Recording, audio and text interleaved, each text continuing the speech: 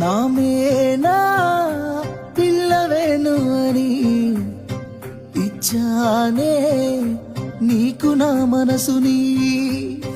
నా గుండె గులాబీ పూని తొక్కొద్దే అది మోయదే బరువుని. నువ్వు ఏమన్ననుకో కోపమైనా సరే ఎప్పుడో ఫిక్స్ అయినానే నా పెళ్ళమేను అని.